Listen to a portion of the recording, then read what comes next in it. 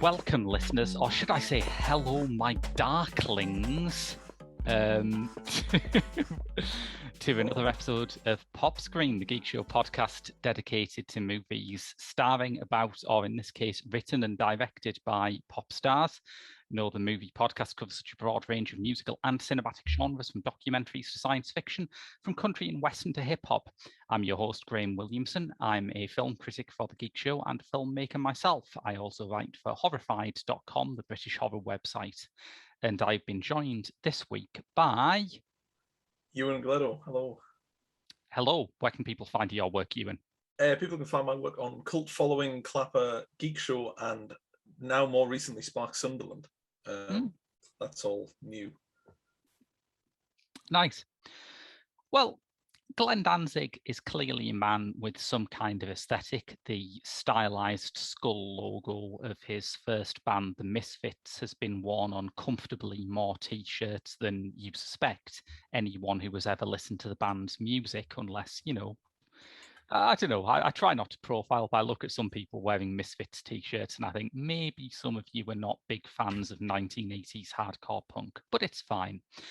It's no wonder with this kind of track record that he would branch out into visual media, starting his comics company Verotik, a portmanteau of erotic and I guess. And making this film adaptation of 3 stories from that comics line. It's called Verotika. It was compared upon its premiere to The Room, and I kind of hoped that would be the Oscar-winning Brie Larson movie, but listeners, it really, really, really is not. So, I said before we've joined that I wanted to send you a link to the Zoom meeting for this and a formal apology for making you sit through this. I mean, you know, this is our job, but there are times in our careers where I question why we're here and why we do the things we do, and this was one such moment. I really like So Bad It's Good films, but there's something about watching them at like 2:30 in the afternoon, sleep deprived from work. It's like it loses its edge a little bit, or it's going to tip me over the other side. And I don't know what happened with this. When I was doing my notes and research, I couldn't help but notice that Glenn Danzig's most recent album is an Elvis Presley covers album. That's exciting. I would prefer to listen to that than watch Verotika again. Well, that's the thing. I think I would watch Verotika again. I'll just put that out there. I would. Not for the right reasons, not for Danzig's reasons. It's very much a... See, this is why we don't let musicians direct films. We learned this lesson with Fred Durst and The Fanatic, but here we are again.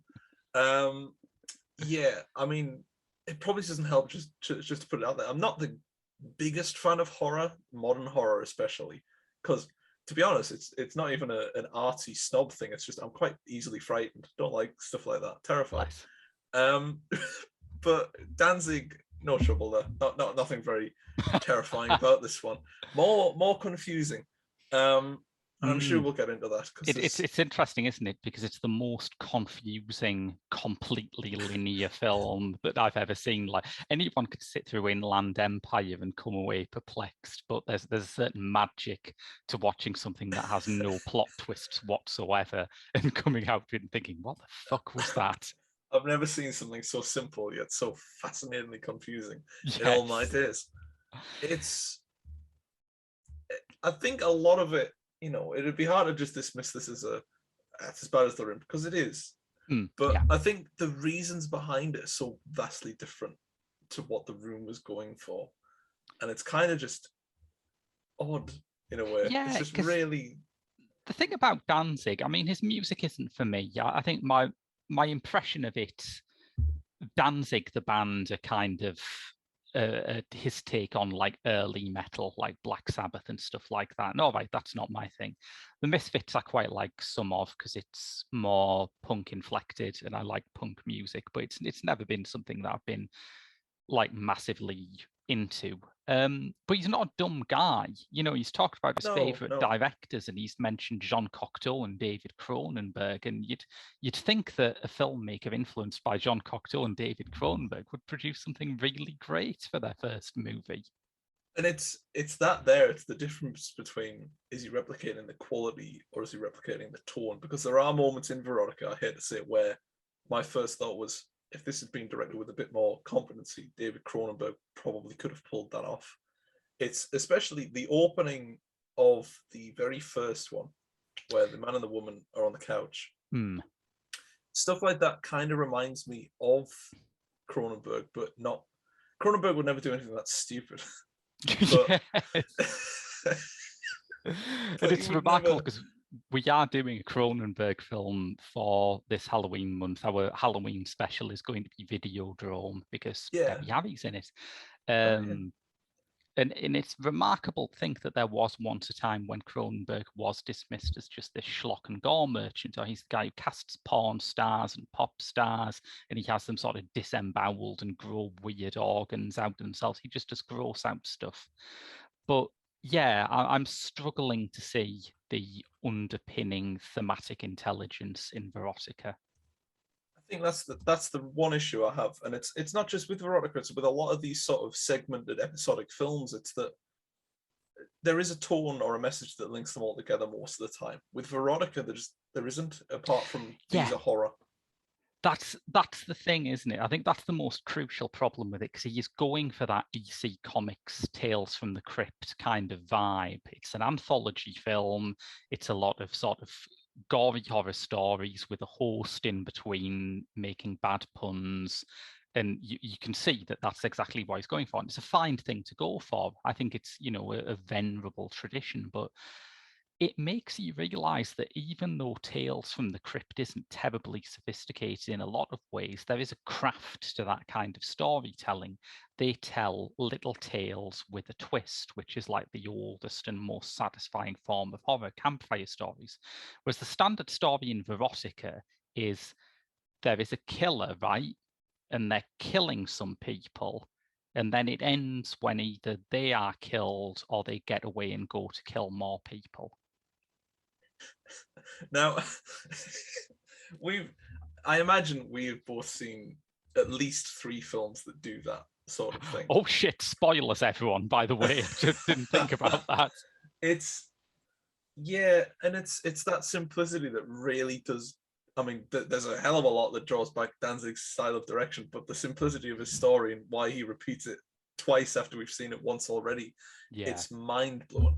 I think I suppose there is a sort of sense to it though as well, because the one big thing for horror is consistency, and it's knowing and identifying what works, such as the killer getting away with a lot of killing.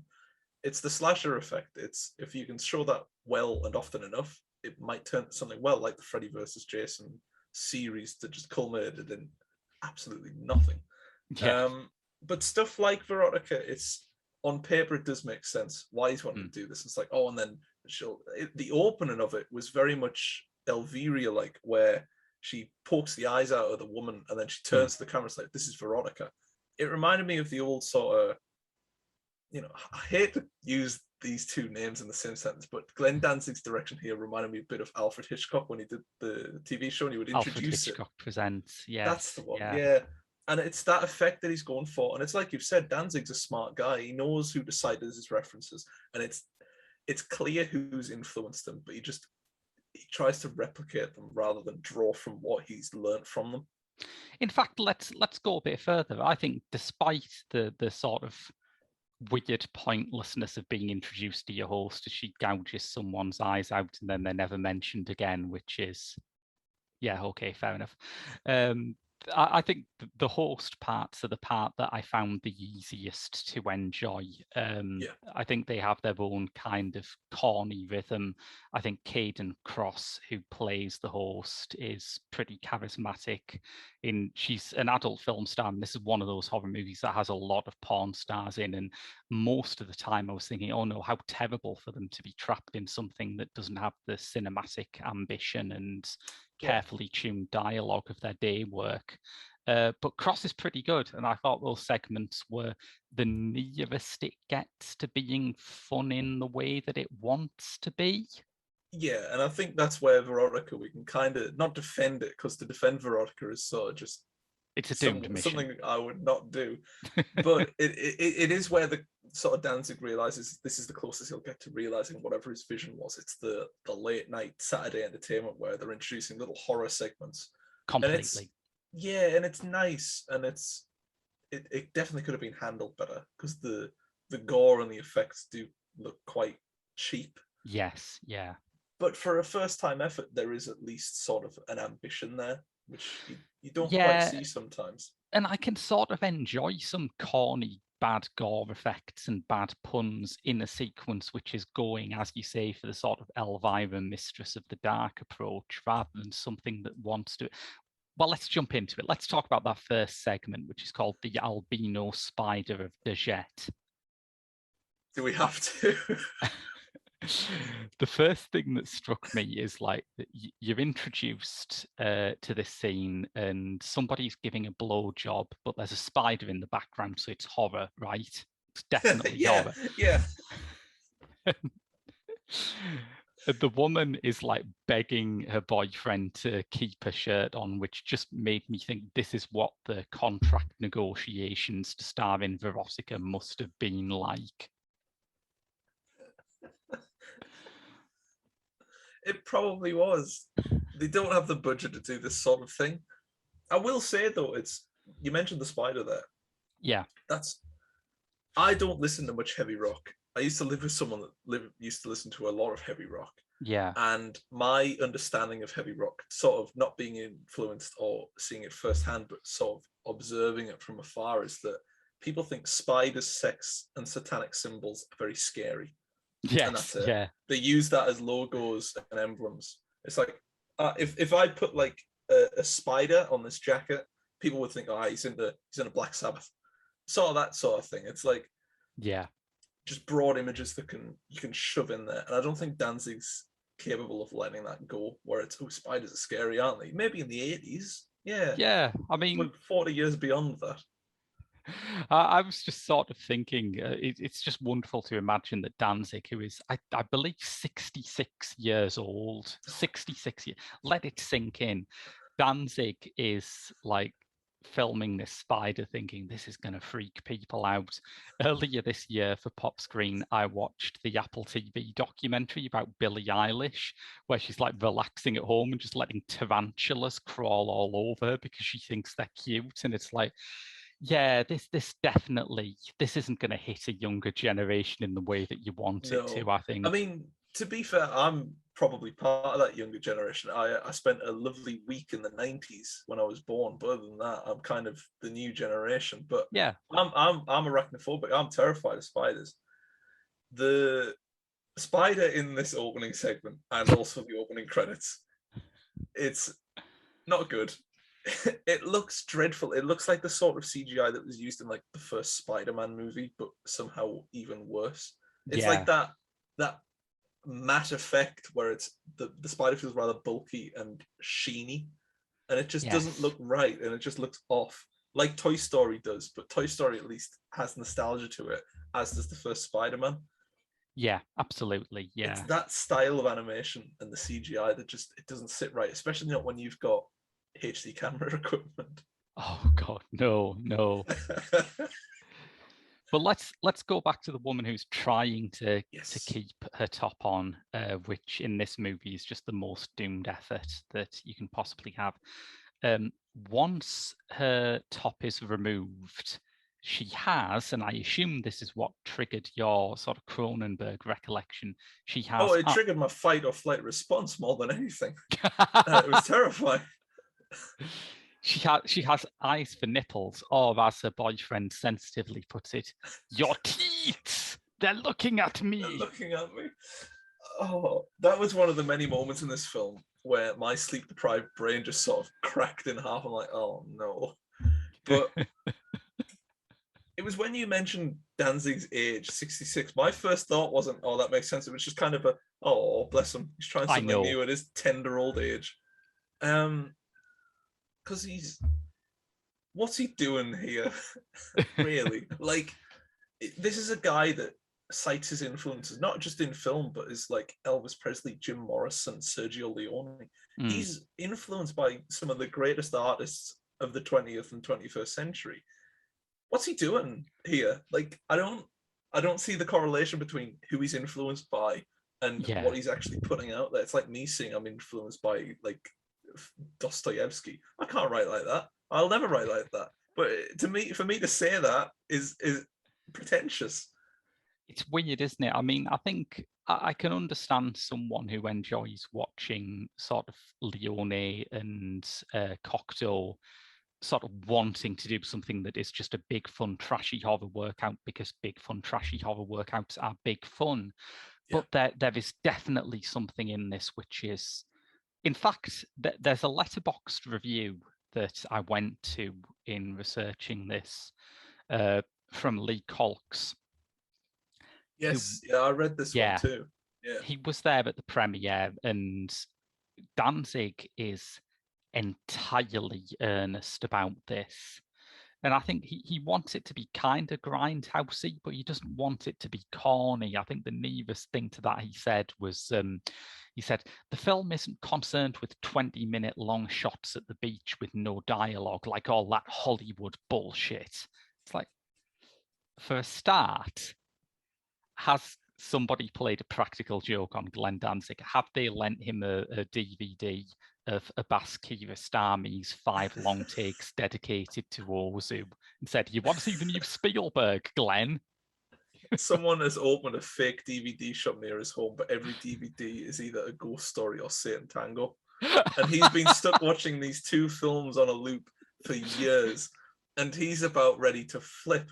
So he's made this sort of inconsequential, lacking cohesion nonsense trilogy as a fight back against Bellatar, and more power to him. Glenn Danzig sat watching the tracking shot of the bottom of the river in Tarkovsky's Stalker, thinking, Jesus Christ, Star Wars has gone down the drain, hasn't it? He's sat watching Ben-Hur tapping at his wristwatch going, well, it's a bit long, lads, you can cut this down. I think it's the brevity of time that he wishes to adapt here. It's that people, he respects the time of the audience. They've no time to learn character names or what needs to happen. And I think, I don't know if it's me just being uptight about the horror genre, but the best horror experiences I've had are where people are just getting hacked and slashed, and it's just very, one of the nicest things about the later Nightmare on Elm Street films, which to be honest are awful, but their creativity is something I can appreciate, especially when it's sort of pop culture relevant. There's a one kill that was like very close to Aha's Take on Me video, and it's sort of stuff like that I can appreciate. Verotika doesn't have that, and I think that's the issue. It's that if you're going to make a horror trilogy in the modern era, then you kind of got to use pop culture either to your advantage or to criticize. It's not impossible to do it without, but I think someone like Danzig certainly needs to, because he's got nothing else to say. And really, the fallback would be, let's criticize something easy, like pop culture. Yeah. And I mean, it doesn't help that sense, as you say, of trying to work out what kind of world this is rooted in and what kind of movie this is going to be, when you've got a lot of American actors doing very bad French accents in the middle of a city that is still very obviously Los Angeles and has signs saying Los Angeles all over it. I mean, I am a big fan of certain 70s Euro horrors where they're aimed at like an English language market, and they're set in some kind of weird Italian or Spanish conception of what America might be like. Yeah. But I don't think this is what Danzig is going for. I think Danzig's concussed for much of the direction of this film. And it kind of shows in the technical aspects where it's sort of, it's very plain. It's Yeah. very, he's rented an apartment, moved the couch to one side of the room and said action, and then away they go. Yeah, absolutely. Yeah. It's the opening shot when it sort of tracks into the room, and the spider, God bless it, it's still there. But as he's swooping around, it's like a bottle of champagne that somehow looks wrinkly on a table next to a couch with just sort of generic throw cushions and pillows and stuff. It's that weird set design where it looks like a show home, but you can tell it's a set. And this is one of those things that I think every young filmmaker who's starting out should learn. Absolutely do not make your film in a show home.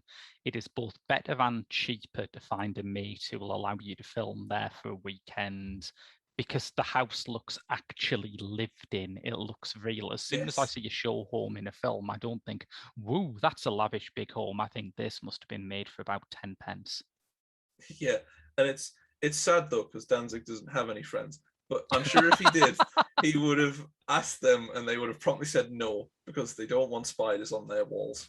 But yeah, you bring up a good point there though, and I think that's. I hate to just keep ragging on the genre, but one of the issues I have with horror is that, especially modern stuff, the stuff that I'm sent screener-wise, it looks very cheap. It's they've built a set and it doesn't look lived in. It just looks like they've went to IKEA, bought the bits of furniture they needed for this scene, and then they'll keep the receipt so they can return it later on. Yeah, and it's that lived-in quality that bothers me. I mean, the original Evil Dead is a cheap film, but everything in it is believably worn and used and rickety and tumble down when it needs to be. Yeah, absolutely. And it's, I guess he would have tried to assimilate those qualities into his work, but it's obviously, I suppose we can give credence to the fact that this is his first time directing, and he's coming from an art perspective. He's coming from music into film, and it's a big gap to breach. There's definitely a lot of musicians who have made the leap rather well, like David Bowie. David Bowie did it gracefully, but he didn't direct. And yeah, I'm trying to think of a musician who was like had a solid directing career. I mean, we reviewed True Stories a bit back, and that was great, but I can't imagine David Byrne making a second film. Yeah, he couldn't have followed that up, and especially from sort of a career perspective, he wouldn't have been attached to project. You know, he wouldn't have been asked to do Rambo 3, or he wouldn't have been on the next Hollywood set. If he had, you'd watch it, right? Without question, it'd be Rambo in the red convertible from True Stories, swerving in and just going, I don't quite like it here. I'm going back to Texas. And then he just spins the car around, and the whole film is just him on a road trip. Lovely. Absolutely. Delightful. I've always thought Rambo should have been played by Spalding Gray. He'd have been phenomenal as Spalding Gray, as Rambo. He spent quite a lot of time with Spalding Gray. Yes. Yeah, because I can't think anybody apart from genuinely Fred Durst with The Fanatic, which is a delightfully awful film. And to be fair though, there's big names in music that have dabbled in films that have just not pulled it off, like Bob Dylan. Bob Dylan did a film with the writer of Borat. The name escapes me. Masked and Anonymous, Masked and Anonymous, completely incomprehensible film. But it's stuff like that. That's, I suppose, you know what, we could probably. I mean, the Beatles with Hard Day's Night, again, they didn't direct it though. So no, it's that. I think there just seems to be some sort of barrier between being able to express yourself artistically in a lyric and being able to express yourself artistically in a film that people just don't seem to jump, and I don't know what that would be. I suppose Nick Cave got the balance quite well with The Assassination of Jesse James. True. But again, didn't direct. And I suppose it's a matter of too many pokers in the fire at that point. Then if a musician wants to direct, especially in the case of Danzig, who, you know, a trilogy of stories in a 90-minute window for a first-time director, it is a big ask. It is. Because usually those anthology films like VHS, they're usually one or two directors taking on a project and saying, well, I'll do this segment, I'll do this segment. Like, I remember XX from a couple of years back. They had a fair few directors, but I don't remember that too well. yeah, he's usually these sort of anthology pieces have different messages because they've got different directors. If you've got one director for all segments, you're going to get the same sort of project, really. Yeah, All I of it. mean, the Coen brothers did it pretty well with the Ballad of Buster Scruggs, but I think it's a tall ask to compare Danzig with the Coen brothers in many ways, because like the tragic thing is, I mean, we've been ragging on the opening story, but that's where he like gets rid of all of his ideas, isn't it? The Albino Spider Oh and yeah, Deject. yeah. That's the one which actually has some stuff happen in it. And It's the next two are just almost kind of goodbye dragon in levels of nothing happening slowly. he burnt himself out after 40 minutes. He burnt himself out where in the scene in The Albino Spider of Deject, where a newsreader talks about a body found with a broken neck and finishes the report by saying, "Police are calling this murderer Le Neckbreaker." That's it. That's his golden moment. You can't top that. Now, as someone who has studied journalism for 3 years and now works in it, I would not publish that headline. I don't know. I mean, we've had occasions where obviously not murderers, but repeat offences have happened. Yeah. We would not call them, if someone was stealing soup, we would not say we are now calling him soup thief man. It's the lack of focus on things that matter, like dialogue, like little names like that, like Le Neckbreaker. Yes. He's ambitious in the wrong areas. So obviously you've got nipple eyes and a spider being some sort of message for whatever he's on about. Well, it turns into a sort of, not in the way that you were comparing it to another film earlier, but it turns into a kind of a Spider-Man. And this is it's literally a big, tall, sort of sheet white guy with 8 limbs. And that's a tall ask for a low budget feature film. And if I had written that into a script, I would definitely like check whether it was possible to have all of those limbs move. Why didn't he just go down the usual independent director approach? Make a family drama in a house that's been lived in and make it a box office success, and then do this. Do something else later. You're not going to do John Carpenter's Halloween. You're not going to turn up and make $70 million on like 250,000. And I feel like there are moments in Verotika where Danzig's like, this is going to be the big sleeper hit. This is going to be my Blair Witch project. And I suppose, there's not a chance. This is one of those films. You were going for the redemptive reading for a second really trying, there, weren't you? But then my brain clocked on to what I was saying and stopped. Because I was going to say, it's like midnight screenings aid these films a lot. Yeah. Now, Rocky Horror Picture Show is on a completely different level. That's a great movie. But it was aided by midnight screenings. Same for The Room. And I imagine stuff like Birdemic and the films of Neil Breen would benefit from that as well. I don't think Verotika would, because it's just so awkward at times. Not because of the acting or the technical merits. It just feels like this is a man actually trying. This is like his best shot at it. And there is something a little sad about that. Not in a sort of sad, mocking way, but genuinely I'm quite distressed for Danzig. He's given it a go. This is like a passion project, and it's turned out so terribly. Because the thing about Glenn Danzig is that he seems to be at this level in his career where people do mock him, yes, but people still mock him with a lot of affection behind it. There are still so many metal fans who will talk about the Danzig records and Misfit records as being absolutely formative, and nothing he says or does can take away their love for it, which is great. And I think he misunderstands it. He could lean into it. He could become a kind of Shatner figure who's kind of shrewdly in on the joke of how people see him. But when people, for example, as recently happened, found a picture on his girlfriend's Instagram of him wrapping Christmas presents, and they made memes of it, he was really annoyed by that. He thought it was really like beneath his dignity. And I just thought, well, you can't turn this around just by sort of stamping your foot. You have to lean into it a bit. Absolutely, yeah. And I think that this might take us a bit off track, but it's sort of the reappraisal that people give to American comedies of the early 2000s. Stuff like Freddy Got Fingered, stuff like Dirty Work from Tom Green and Norm Macdonald, respectively. Yeah. That sort of reappraisal, it doesn't reignite their career, but it lets people see them in a different and more broad light. And what Danzig has here is the opportunity to become even relevant to a small pocket of the internet that may not know him for his work. And it's that extra audience that can guide him to sort of something new after Verotika and after all of his musical work.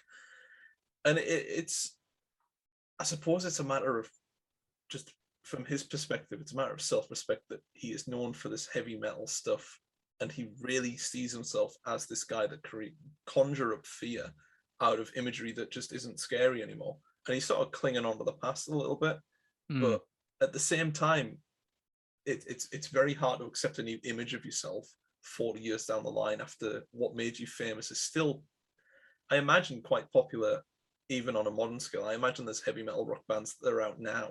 Oh, absolutely, yeah. I mean, even as an outsider, one of the things that I really respect about metal is that it's always had a consistent large audience, and there have been some times when it's been very fashionable and it's been very easy to get that audience, and there are some times when it's been totally unfashionable, but that hasn't changed the fan base, which I think is really endearing. That's precisely it. It's sort of, genres in pop culture will come and go, but obviously metal survived for so long. It's not exactly a Britpop or country scenario where they've sort of just up and down and then just died off for a bit, and then Mumford & Sons or William Shatner come in and start trying to revitalize the thing. Yes. But metal has always been very consistent, where it's broad enough that it has so many subgenres to it that it probably can't die unless everybody sort of up sticks and move to a new genre. Because for every Glenn Danzig, you've got someone like Ozzy Osbourne, who, while they might look very similar with the black long hair and the sort of bats and spiders persona, their music's vitally different. I mean, you mentioned trying to frighten people with unscary imagery, and my notes immediately went to the start of the second story, Change of Face, where I said, at least when cop movies have a scene set in a strip club, there's something else going on in the foreground. Yeah, I think what's happened here, and I'm no expert, I didn't work on the film, but I think Danzig has accidentally left his camera on when just going about his day. And once he realized that this had happened, he spent £20,000 on recorded footage, and his producers have said, well, what are we going to do? You spent £20,000 recording scenes of a strip club. And he went, aha, I'll make this a fucking story. I'll do it. And that's it. Boy, does he ever do it. Oh, God. It's one of the, I suppose, to some degree, his appeal for this movie is the gore and the guts and the blood and the sort of softcore pornography that's the boobs, to a great extent. Yeah, it is a very titsy boobs, movie. Blood, guts, and gore is essentially what he's going for.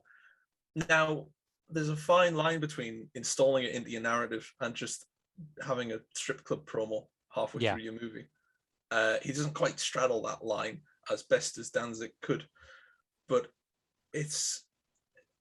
I suppose it's like he's trying to set the scene, but he does it for too long. He does it for 20 minutes, like those pretentious Hollywood movies that he doesn't seem to like that much.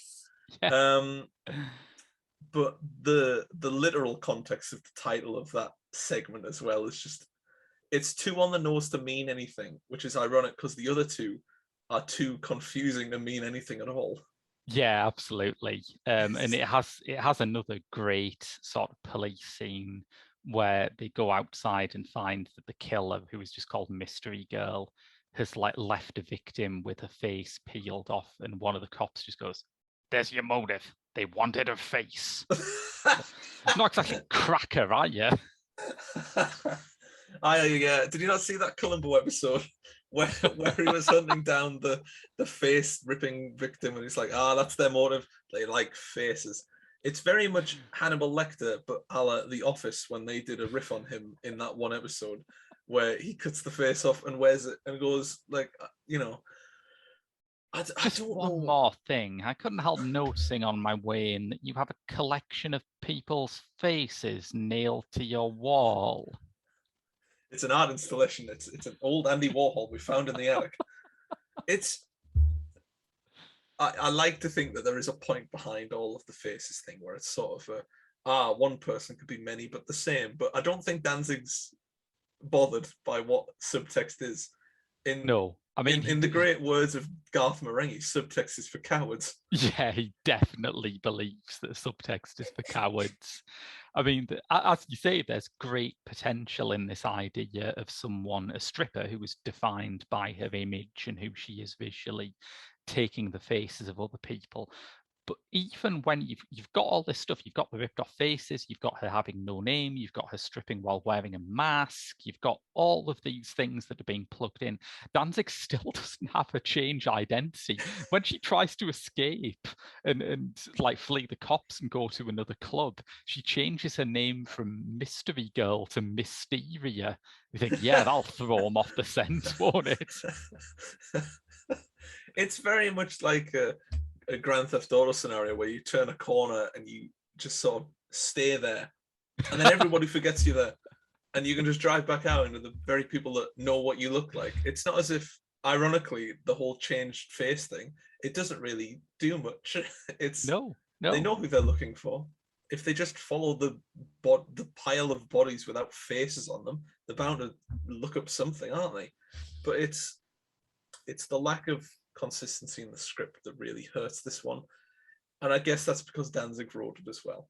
But again, yes. For first time, you've got to stop saying for a first time. For a first time, for a first time, this is bad, right? Night of the Living Dead is a first time horror film. This isn't good. But ironically, with George Romero, the two best parts of his series, Night of the Living Dead and Dawn of the Dead, his subtext didn't even occur to him, especially not for Dawn of the Dead, with the whole, they're all returning to the supermarket because consumerism is a venomous little parasite. It's ironically, when George Romero learned the meaning of subtext, his films went downhill. They actually became a lot less subtle in a lot of ways, didn't they? Yeah. Because subtext is for cowards, especially in the horror genre. Yes. But no, I think there is a line between. So I think there's three categories. There's somehow someone making the film so incredible that their first time sets up a chain of brilliant films like George Romero, like Quentin Tarantino, like Wes Anderson. Mm. You've got the middle category of people that are sort of, all right, they'll rise up later on, like Taika Waititi. His first few films, they're okay. And then, you have What We Do in the Shadows, which is quite good. And they've got the one he did with Sam Neill, Hunt for the Wilder People. Beautiful. Is it Hunt for the Wilder People? Fantastic, yeah. And then you've got the third category of people who have made awful films, aren't going to bounce back from it, but are still going to get work. Yeah. So people like, I can't remember his name, but I was meant to interview him and it fell through. The guy that directed the Sweet Life on Deck movie and Cats and Dogs 3. He did a film about surfers. I wanted to jump in straight away there, but you have defeated me. What were you going to say? I did. As soon as he said I can't remember his name, I thought, oh, I'm good at movie trivia. I'll come in. And then I heard what his credits were, and I thought, oh no, I'm completely lost. Sweet Life. Sorry, I'm just googling the Sweet Life movie. Sean McNamara. Okay. He's directed such classics as, and then so Glenn Danzig's first effort. He's given it a go, and I don't think it's for him. But he's done another feature as well, so we'll see how that goes. Yes, yeah, I can't remember who's in the cast for that, but I have a horrible feeling we'll have an excuse to cover it if we want it. But yeah. Well, that's the thing. It's ironically, considering how bad he is at direction. I made a note, and I think I can barely read my own writing, but I wrote the Twist of Cain Fine or Fire. I can't quite make that out, from his first album. It's quite good. I don't mind that. I wasn't sorry when it had stopped, but I wouldn't have paused it either. So, I think as well, it's difficult for him to stand out now because this just in sort of the context of the day we're recording this, it's been a very strong day for music. Damon Albarn and Jarvis Cocker both released a new song, a piece. ABBA's got new songs out and they're making a new album. So to kind of dive into Glenn Danzig doing Elvis Presley covers is a bit hard to swallow. Yeah, I must admit I didn't do as much musical research as I normally do, and I think it would be a bit of a weird shift going from that gorgeous new Saint Etienne album or Little Sims to this. It's what was it? He was in Danzig, and I was looking through Danzig's records. So they did Danzig 1, 2, and 3, and they seem to have been very well received. And then they did an album just titled 4. And then good. 5. It's shaving it down, more minimalist. It's subtext is for cowards. and then it's when he gets to 5, 6, and 7. And bearing in mind this is 96 to 2002, it's stuff like Black Acid Devil, Satan's Child, I Luciferi, which I imagine is to capitalize on the success of I Robot, but I could be wrong. But that trilogy there it's the Satanism symbolism that has been so mass produced in that period of time that it just doesn't mean anything anymore. And in hindsight, it's not scary. I think what is scary is Danzig Sings Elvis, which released last year. Yes. I think after the sort of black metal bands in the 90s in Scandinavia, where they pushed their sort of fondness for Satanism into burning down churches and carrying out actual murders, there's a sense that, that you can't They've go one-upped them. Yeah, you can't go any further down this path. And equally, you can't just put like a bat on the cover of your album and have everyone go, "Oh no," anymore. It's kind of a dead end. Yeah, it's very much a sort of how sensitive people are to what they see in film. Like I imagine that people in the 30s, when The Mummy and Dracula and Frankenstein were all coming out, terrifying. So obviously it's the famous story of Alfred Hitchcock would wait outside of the screenings of Psycho and people would run out because they were that terrified. That, I think, to me as well, personally, I don't find Psycho particularly scary. But the reason it survived for so long is that we can appreciate the cultural value it has and the impact it has on the genre and what it means for the genre. With Verotika, there's no such sentiment to that. And I imagine it's because he hasn't moved on from what made him famous in the 80s and the 90s, which is the sort of satanic symbols, which were for a time scary, but the culture has become incentivized to just not care for them because they've seen it that much. It's always in the pop culture remit. So eventually something's going to lose its meaning and its emotional response. For Danzig, that means his whole shtick as this kind of heavy metal rocker, it's gone. He can't get that back. Yeah, I think when you've got satanic imagery in like Lil Nas X videos, it becomes harder to say that, this is outside of the musical mainstream. Precisely. We've got an upside down cross and everything. And I think it's ironic that you should say this, that it's no longer shocking. And I think you're right, by the way, but it's ironic considering Danzig's own attitude that he's not the worst for this, but he has been doing a bit of going on about cancel culture and how people today are too sensitive. And it struck me as kind of revealing that he said something like, back in the punk rock days, we just did what we did and we didn't care if it offended people. You can't do that nowadays. People would get offended. You think, well, that sounds like the world hasn't changed that much. It more sounds like, you haven't changed that much. Precisely, yeah. And I think as well, just to sort of add to that, it's a lot of stuff like the Sex Pistols and the Clash. It was their point was to cause offense. It was to challenge the norm.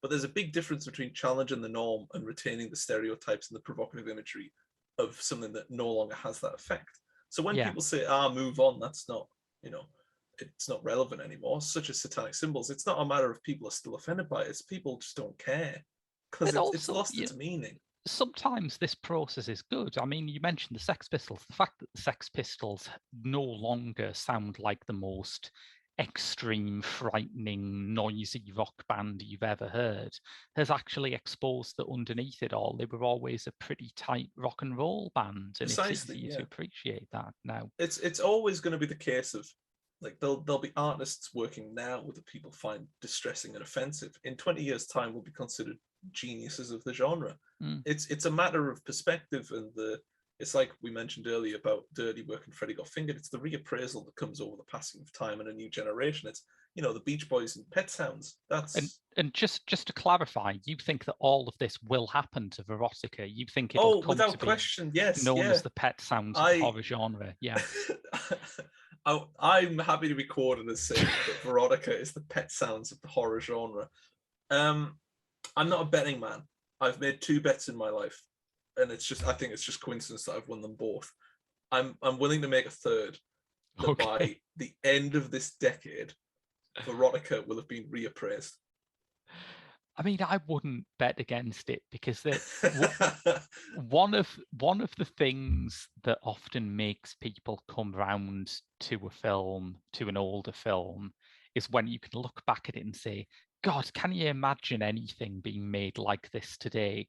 And sometimes that's a delusion. You know, people can say that about The Exorcist. There weren't many films made like The Exorcist when The Exorcist came out. That's why it was a sensation. No one had seen anything like it before.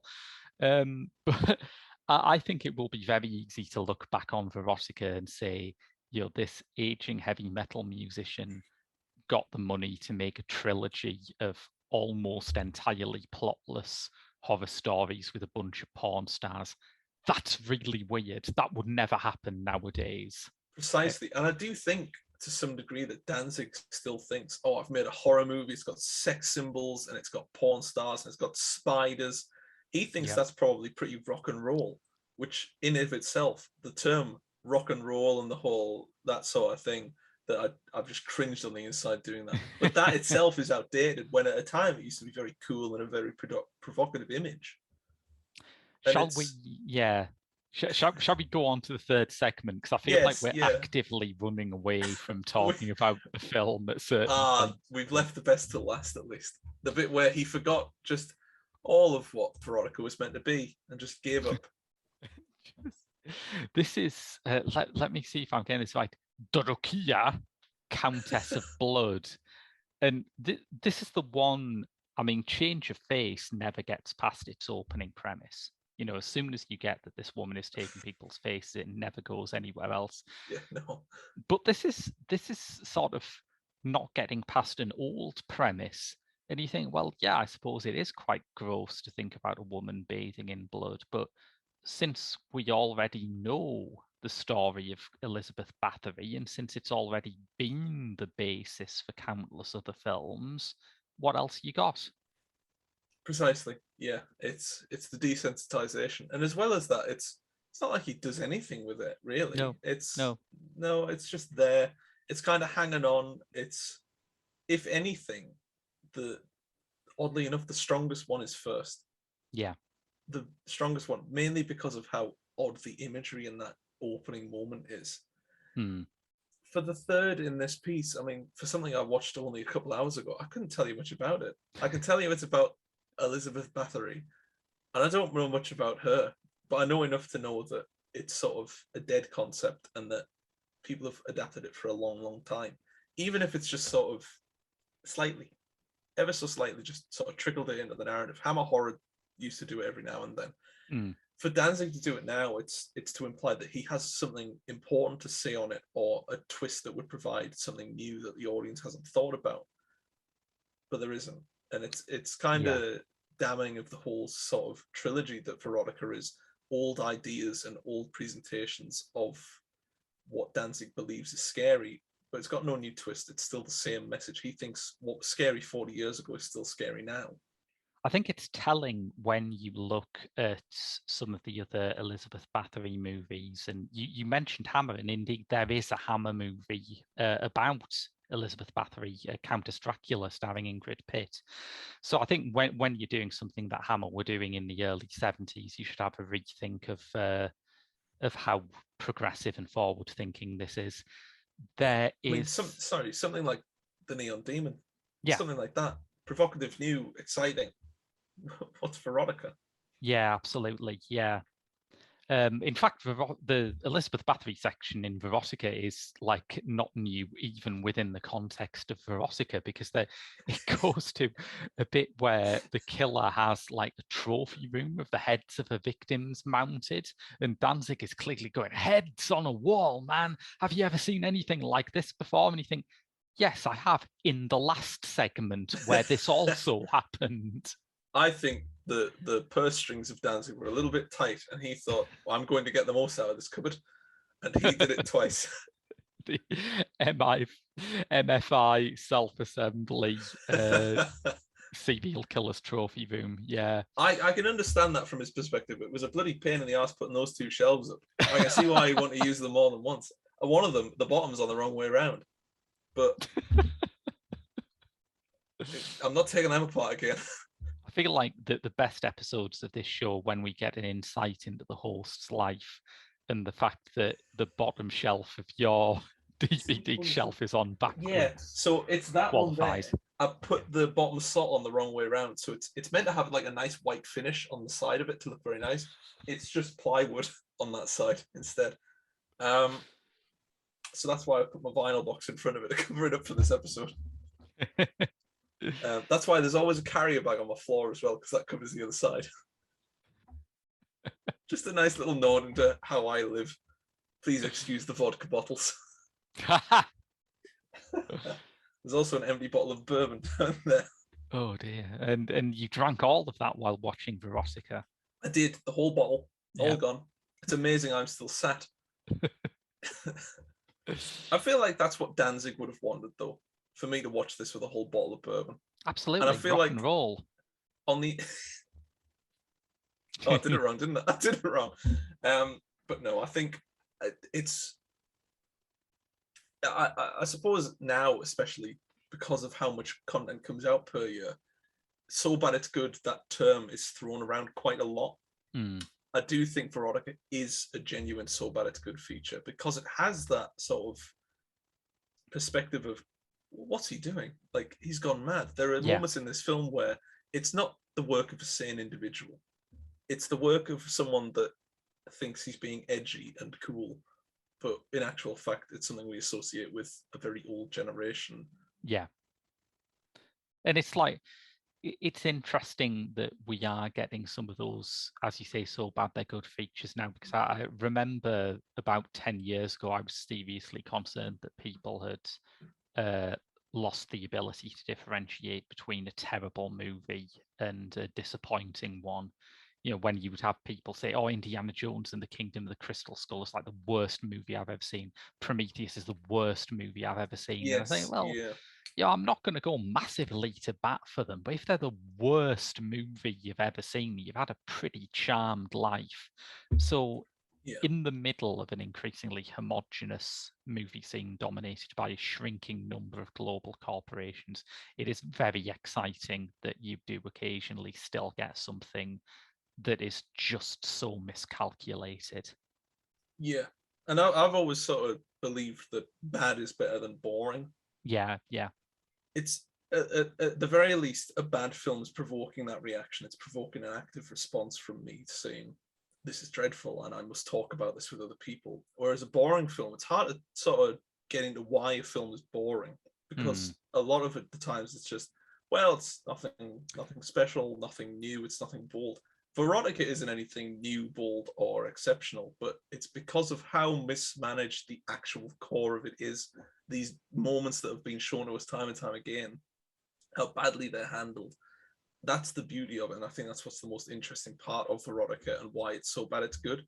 Yeah. If this were a film where he just potted along and made something competent, we wouldn't be talking about this. No way, no. If only he'd made something competent. Oh. Yeah, I think that's a very fine note to end on. Verotika, unquestionably recommended, listeners. Oh, without question. I'm going to order the Blu-ray. I'm going to get rid of all of everything on my shelf, all the books, all the films, get rid of them. I just want Verotika on one shelf, and that's it. What if you added Verotika to your shelf and it turned out to be the thing that finally caused your misbuilt IKEA It's not DVD shelf misbuilt. I was just clumsy. There's a very big difference. I mean, it's already got The Commuter by Liam Neeson on there. If it was going to collapse now, that would have been the time for it. I've got the Snowman, that Michael Fassbender film. I've got the book. Yeah. Yeah. I've got a lot of shit on these shelves. I'm actually in the process of clearing them out, but I have been doing that since February, and I can honestly say, hand on heart, I've gotten more stuff than I've actually gotten rid of. So it's very much a 2 steps forward, 8 steps back situation. It's a very familiar problem to have. Yes. Yeah. I think adding Verotika will help, though. In that it'll remind you not to buy things. It will, yeah. It's aversion therapy for film watchers. Above my desk, I've got a very nice Ralph Steadman print of a drawing of Hunter Thompson. I'm going to take that down, and I'm going to put up a big picture of Glenn Danzig, and it's going to be him pointing at me saying, "No more films." Son, That'll do. I've noticed you've been buying some Blu-rays recently, and now I'm going to sit you down and make you smoke a whole pack of Verotika just to show you the error of your ways. I've already seen the error of my ways, and I'm repenting by buying Verotika. Oh, well, listeners, if you enjoyed that, and I mean, you probably enjoyed it more than we enjoyed making it, I think. You can donate to our Patreon at www.patreon.com/The Geek Show, where you can get a monthly bonus episode of this show, exclusive access to our other movie podcast, Director's Lottery, which isn't available anywhere else, and my Doctor Who reviews. In the meantime, we'll be back next week with more Pop Screen. I've been Graham. I've been Ewan. And we'll see you next week.